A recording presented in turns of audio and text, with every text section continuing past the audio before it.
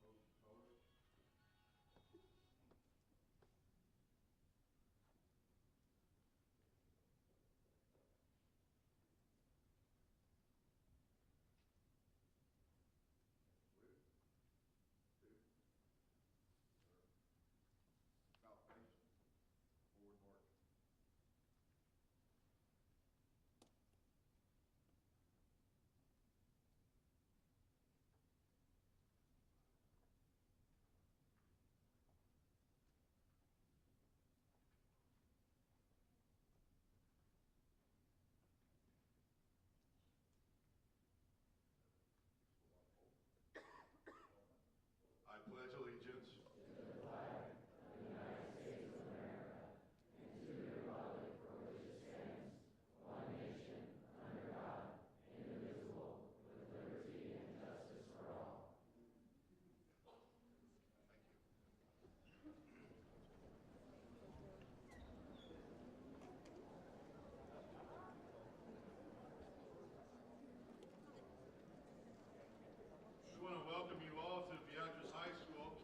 It's good to be back together in a traditional format as we had the last few years.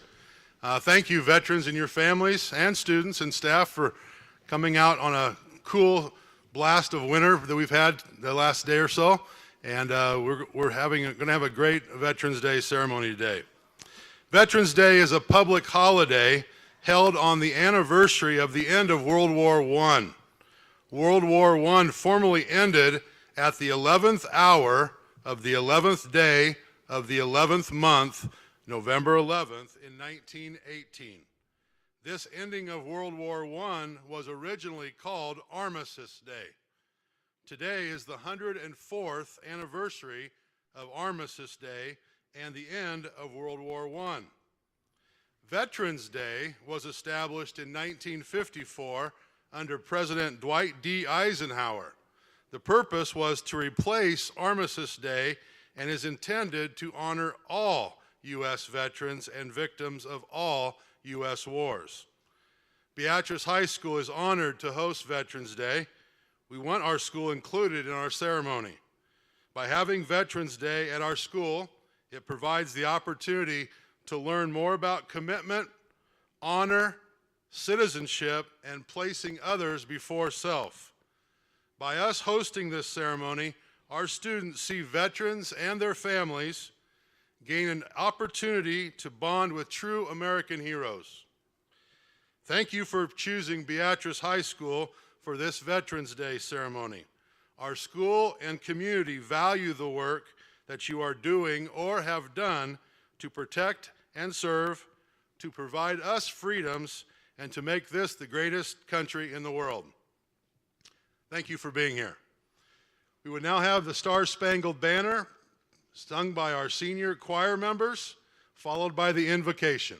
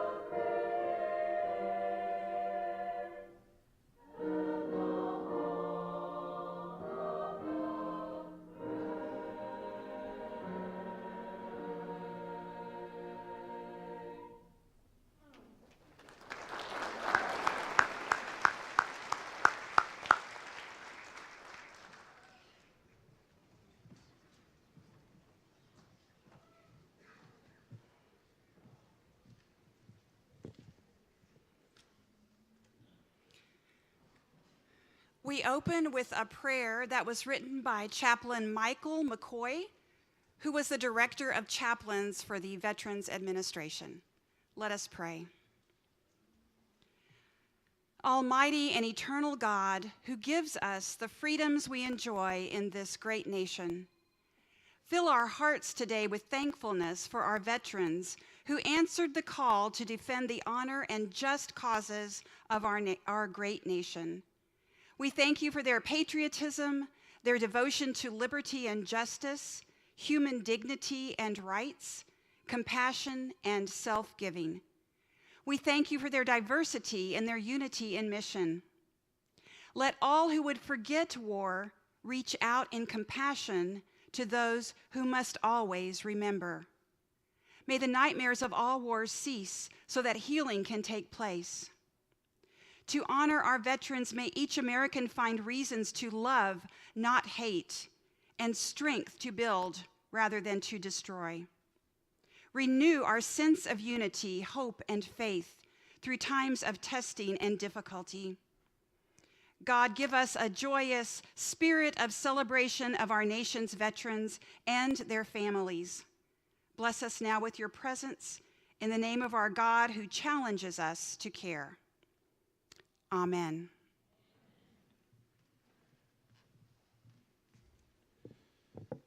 The Beatrice High School Vocal Music Department, under the direction of Hannah Lose, will now sing America the Beautiful.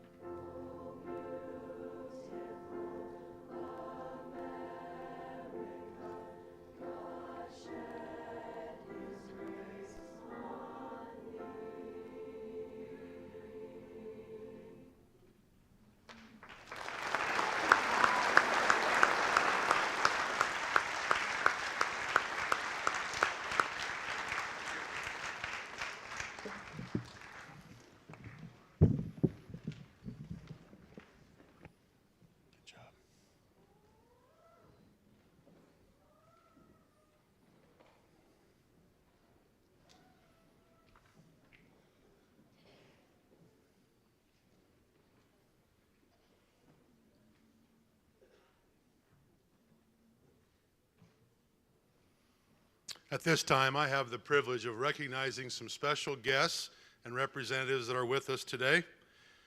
Jerry Lampkin, Commander of the American Legion.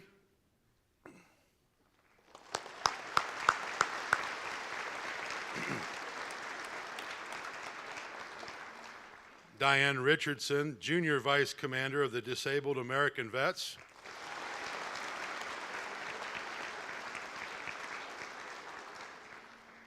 Scott Bates, Commander of the Veterans of Foreign Wars.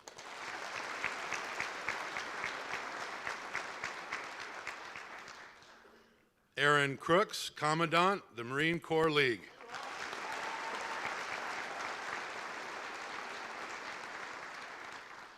Jake Speakman, Commander of the Sons of the American Legion.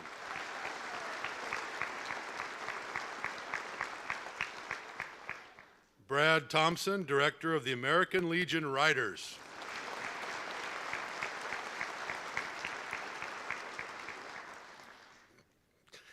Scott Bates again, the Gage County Veteran Service Officer.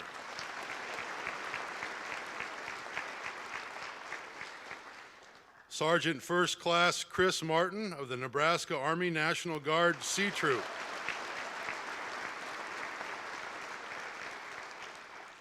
Specialist Craig Heitholt of the Nebraska Army Reserve 1011th Quartermaster Company.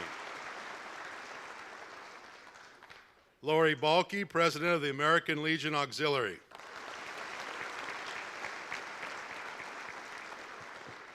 Marjorie Calkin, President of the Veterans of Foreign Wars Auxiliary.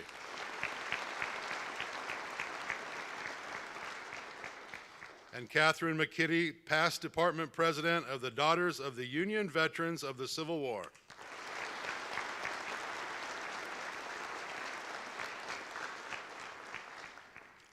Thank you all for being here today. I also have the privilege of introducing our speaker today. Colonel Meyer was born and raised in Iowa. He is a graduate of the University of Northern Iowa, where he earned a bachelor's degree in history, and Wayne State College, where he earned a master's degree in curriculum and instruction. He joined the Iowa National Guard in 1984 as a UH-1 Huey crew chief. He later enrolled in the ROTC and was commissioned in 1987. He has served in numerous capacities, such as company commander, battalion commander, and his last assignment was the G4 in charge of logistics for the Nebraska National Guard. He has earned his crew member wings, airborne and air assault wings over his career. Colonel Meyer served in Afghanistan on 3 deployments and was awarded the Joint Commendation Medal and 2 Bronze Stars. As a teacher at Columbus High School, he was the designer of the Andrew Jackson Higgins National Memorial, a student project and a tribute to the World War II boat builder and to all the veterans who participated in amphibious landings in World War II, Korea, and Vietnam. Colonel Meyer is currently the Nebraska National Guard historian. He is helping oversee the construction of new rooms and exhibits at the Nebraska National Guard Museum in Seward. He is married to the former Mary Sullivan, and they have 3 children, Jacob, Joshua, and Megan. Please welcome Colonel Jerry Meyer.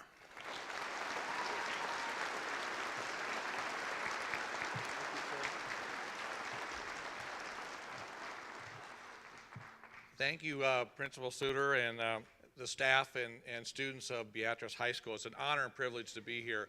You know, as I look around for Veterans Day, the Veterans Days over my 58 years of living, these have always been special days. And reason why, and I'll talk about it in my presentation, is the veterans that are out here. So what I'd like to do before I get started is I'd like to have the veterans stand up for just a second. Veterans that are in the room, please stand up.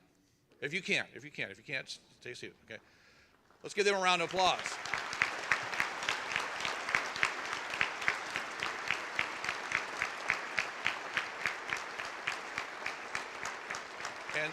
And the reason I did that, the reason I wanted to do that though is it always happens invariably. On Memorial Day, I'll be traveling with my World War II buddy here, and on Memorial Day, someone will thank us for our service. No, on Memorial Day, we're remembering the ones that we lost. And so Veterans Day today is a day of celebration.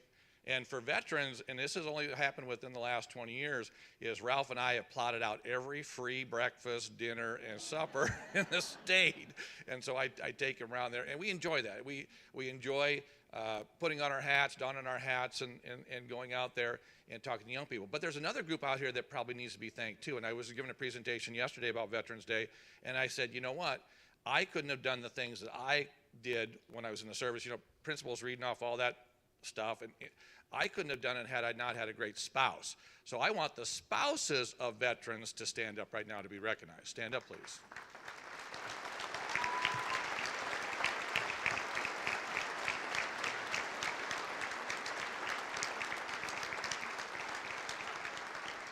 We couldn't have done it, and again, you know, the military has changed a whole lot in the years that I joined in 1984, and I will tell you, when I joined the military in 1984, we were still 10 years after Vietnam, still not real pro-military in the sense of wanting to join the military.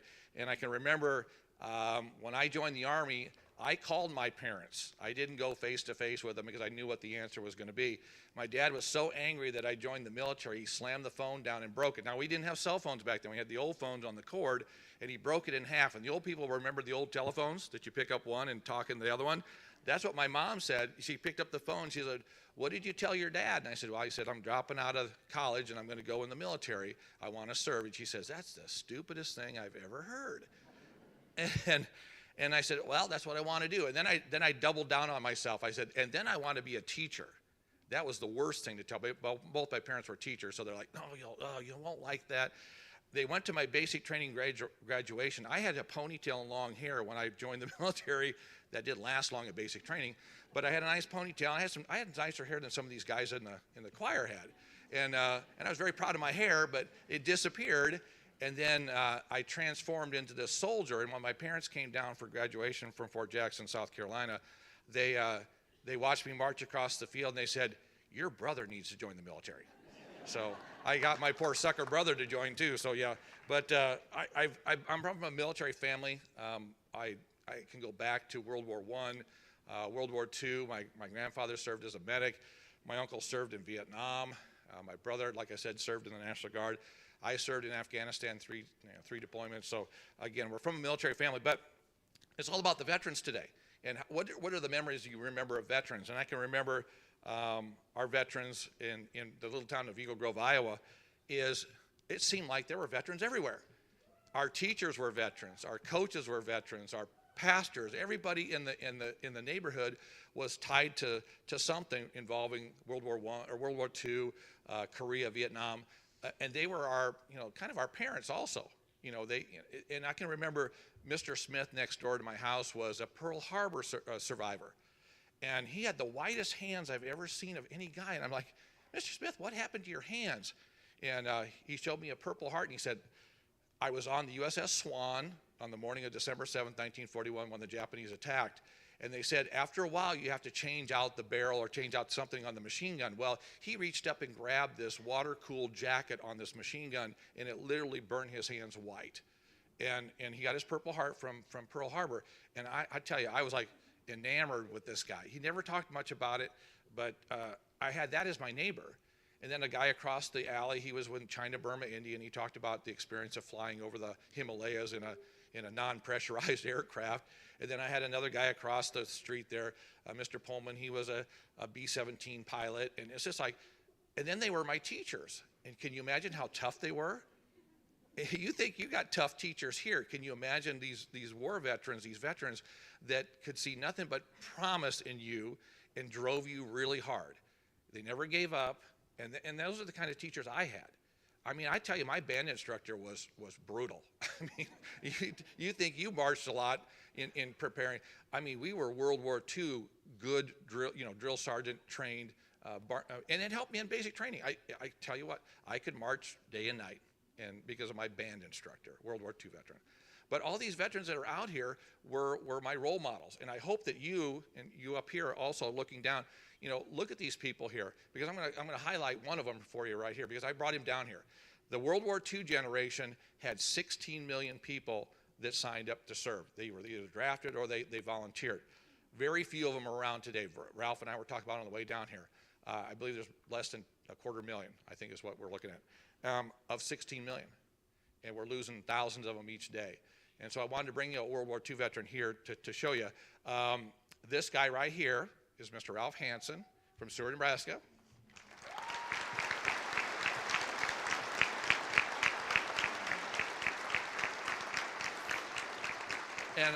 And looking out at the veterans, I know every one of you is the younger than the World War. Are there any World War II other ones that are in the crowd here? I don't want to miss anybody. Like I said, this is numerically, this is what we're looking at. Very few of these around here, but I want to tell you a little bit about Ralph. Ralph was a graduate of Callaway High School, and Callaway is way out west. His graduating class had 16 male students in it. All 16 went into the service to go to World War II. Now, a lot of you you're thinking, hey, wait a minute. May of 1945, he graduated. The war's over. The war was over in Europe. It wasn't over in Japan, okay? Did Ralph know anything about the future with Japan? No, all he knew that he was going to volunteer, and that Operation Downfall, the invasion of Japan, was going to cost upwards of 1 million people, 1 million Americans, 1 million Japanese. It was going to cost lives and lives and lives. He did not know that in May of 1945. He signed on with the Army Air Corps. He was an A-26 crew member. If you know anything about aircraft, the A-26 was the most advanced fighter bomber aircraft of World War II. It was used in World War II, Korea, and Vietnam. As a matter of fact, I still see him flying today, fighting fires out in California. But he was a crew member of one of those. He flew over the St. Louis 1946 World Series in a B-25. So he's got quite the stories. But he was training for the invasion of Japan. But again, 3 months after he joined into the military, we dropped 2 atom bombs on Japan and we ended the war. He didn't have to, go part of this invasion stuff, but yet he served. And all his 15 other members of his class also volunteered to serve, not knowing what the future held. And I think that's kind of indicative of most of these veterans.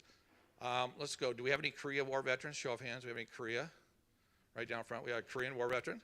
Korean War veteran, same thing. Right after World War II, the big show was World War II, which was Ralph's show. Then you have the Korean War. Sometimes it's known as the Forgotten War. But these men and these women went over there no matter what. They served. How many Vietnam veterans do we have in here? I can associate with most of these Vietnam veterans. Since I served in Afghanistan, people go, where were you, for a year? I said, well, I was in Afghanistan on vacation, because they didn't know where we were. Vietnam veterans were not treated very well when they came back here. And I will tell young people, it's a shame in our history to look back on how they were treated. Don't treat the veterans that go, because they either volunteered or they were drafted, but they did serve. They didn't run away, they served. Not knowing where they were going to go, but they less served. Let's take a look at our modern ones. Chris, stand up for a second and highlight. Turn around. Look at this. This is the poster child of our people today. These are the young people that are serving our country today.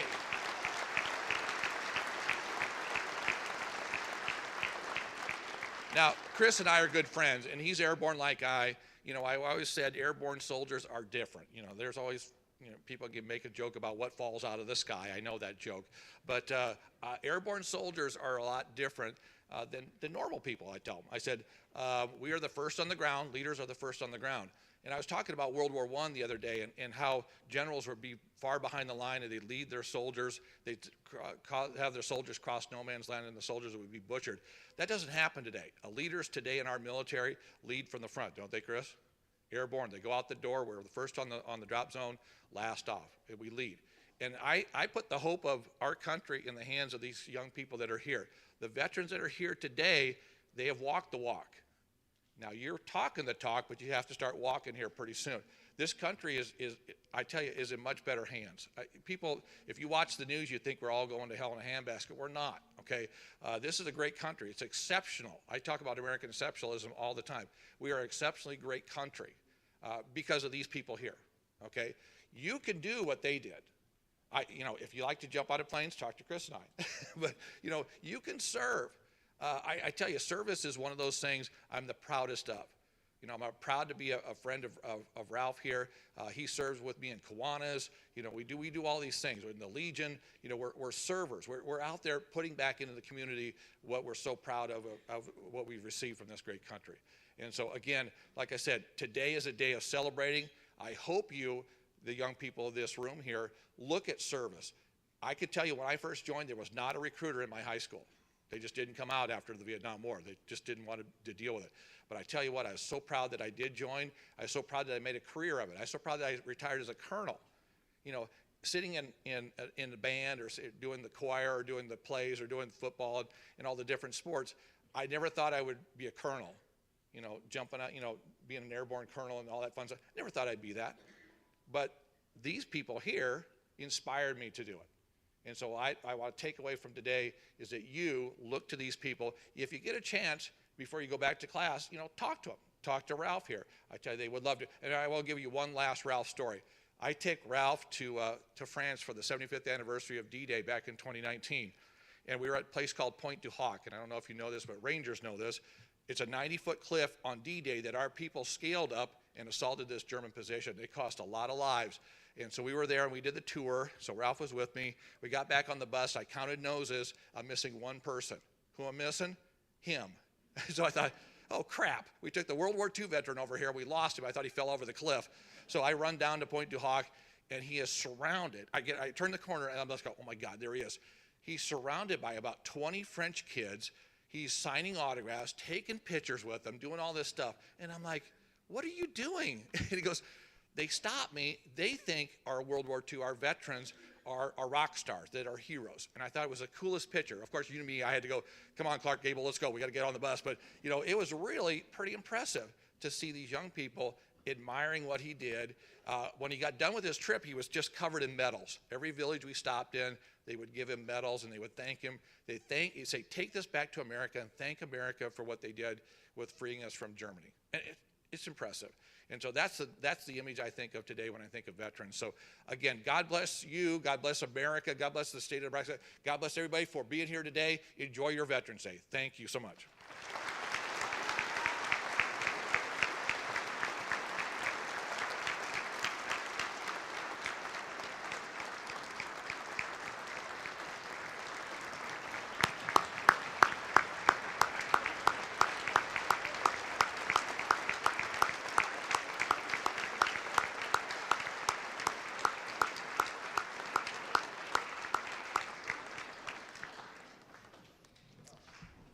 Thank you very much, Colonel Meyer.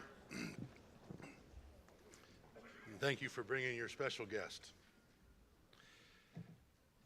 I want to just take a second here. When I was in school, we did have a veteran teacher as a history teacher at Beatrice High School, which for you folks is now the middle school. His name was Mr. Gardner. Mr. Gardner would tell stories in history class about his experiences in the war, similar to you were telling some. And I could have listened to him talk all day. He was a tremendous person.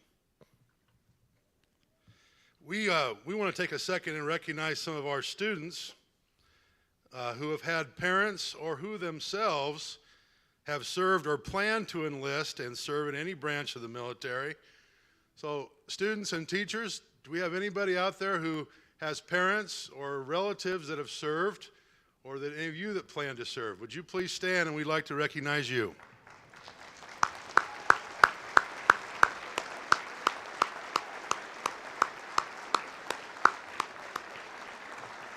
Recognize you and your families. Thank you. I also want to take a second to recognize some seniors. We have 5 seniors at Beatrice High School that have met with recruiters and have decided that at this point anyway, in their senior year, they are planning to graduate from high school and go to the military. When I read these 5 seniors' names, I'd like them to stand, and I'd like to show them our appreciation when all 5 have been named. Senior Noah Kipf, Senior, it's okay, it's okay. Let's go ahead and clap. I'll go ahead.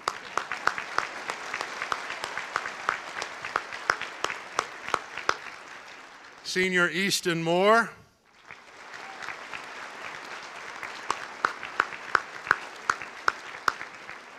Senior Colin Wiedner.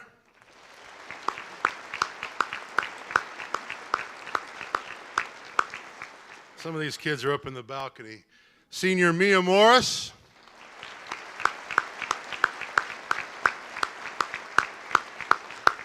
And Senior Easton Starlin.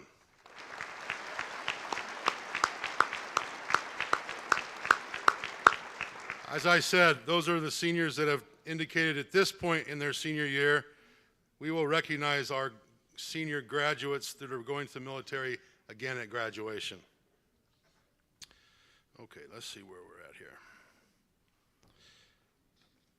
At this time, we're going to do one of the neatest things we do in this ceremony, and that is that our band and our choir are going to perform the Salute to America's Finest.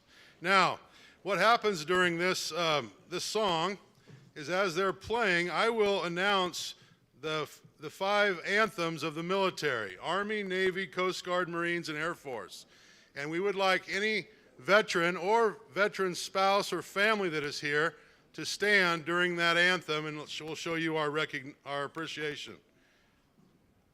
The band and choir will be performing under the direction of Miss Miranda Niemeyer and Miss Hannah Lose. And again, we would ask any member or their spouses and families of the individual military branches to stand and be recognized.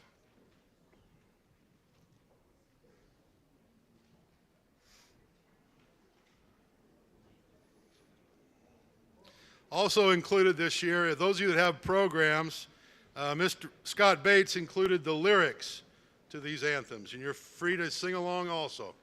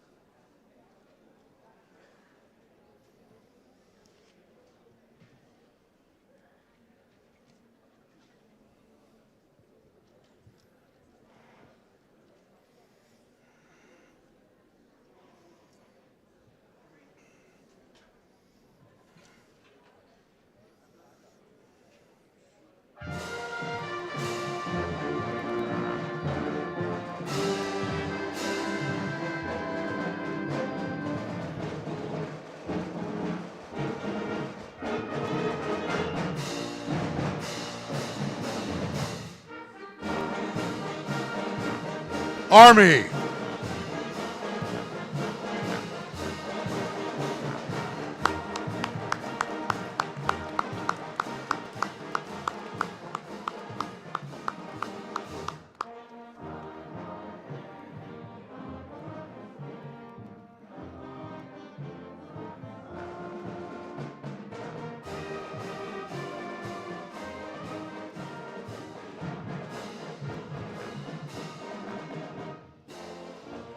Navy.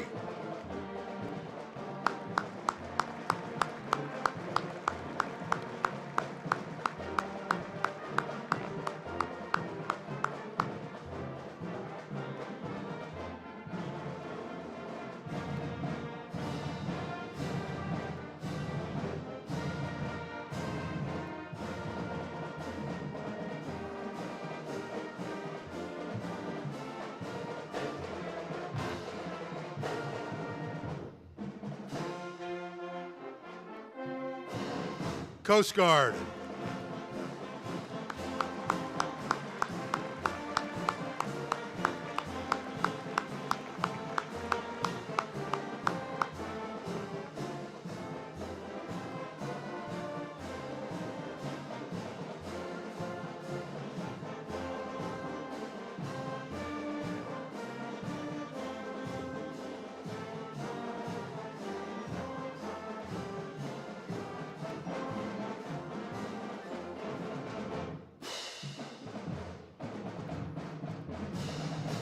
Marines.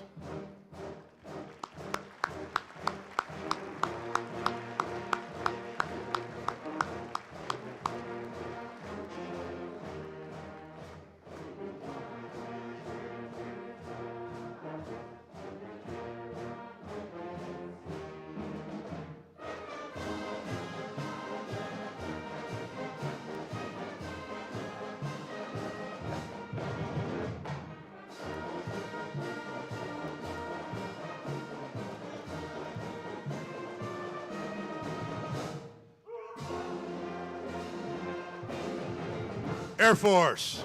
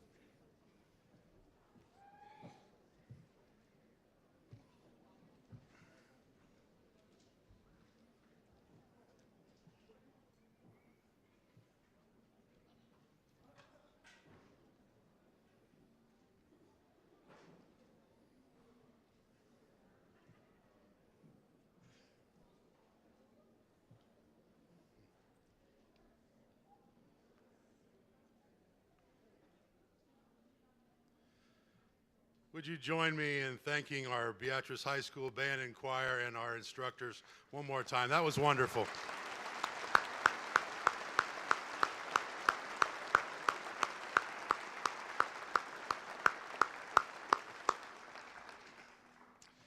At this time, I would ask everyone to please stand and remain quiet for the benediction, the firing party, taps and echo, and retiring of the colors.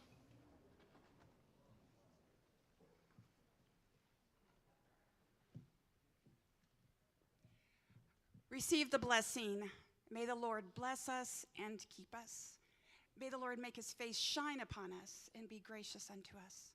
May the Lord look upon us with favor and give us peace. Amen.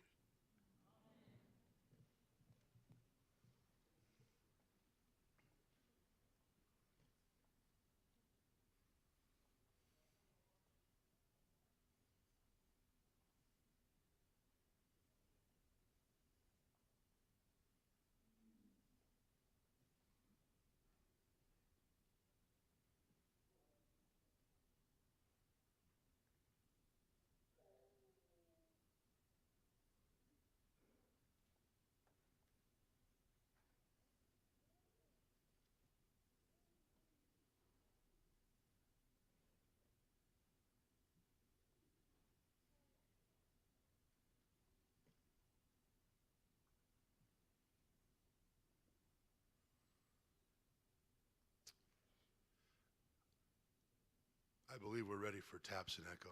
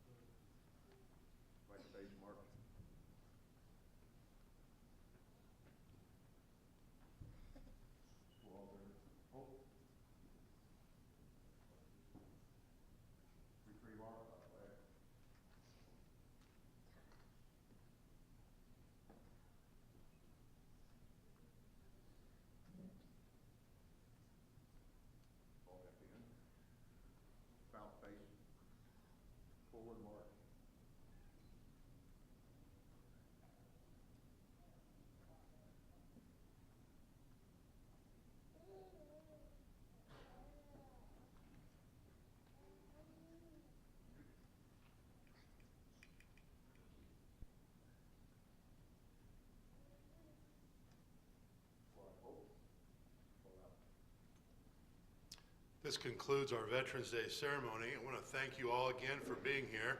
Veterans and your families, we would ask you to consider going to our media center, which is right across the hall, for cookies and coffee provided by our high school student council and their sponsor, Mrs. Joanne Doyle Workman. Students, you've done a wonderful job today. I'm very proud of you. Let's go on. Yeah, good job.